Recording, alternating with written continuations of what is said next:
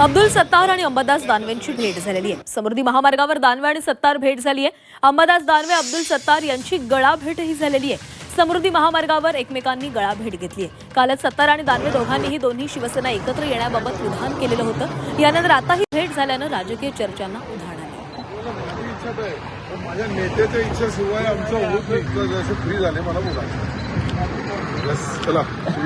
तर आज मुंबईमध्ये बैठक आयोजित करण्यात आलेली आहे आणि या बैठकीसाठी अब्दुल सत्तार हे मुंबईच्या दिशेने निघालेले आहेत आणि त्याच दरम्यान अंबादास दानवे आणि अब्दुल सत्तारांची भेट झालेली आहे। काल या दोन्ही नेत्यांनी दोन्ही शिवसेना एकत्र याव्यात असं वक्तव्य केलेलं होतं आणि या संदर्भात बोलणार आहोत। आमचे प्रतिनिधी विशाल करोळे आपल्यासोबत आहेत। विशाल, समृद्धी महामार्गावर अब्दुल सत्तार आणि दानवेंची भेट झालेली आहे। खरं तर ही भेट महत्त्वाची यासाठी मानली जाते कारण कालच या दोन्ही नेत्यांनी दोन्ही शिवसेना एकत्र याव्यात असं विधान केलेलं होतं आणि त्यानंतर होणारी आजची गळाभेट।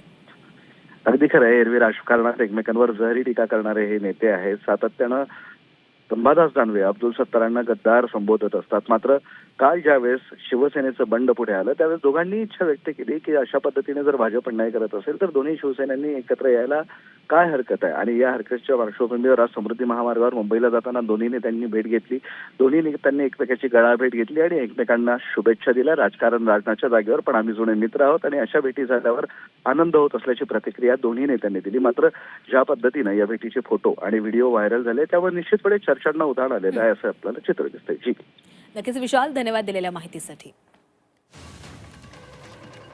माझ्या नेत्याच्या इच्छेशिवाय आमचं होत नाही, जसं फ्री झाले मला बोला।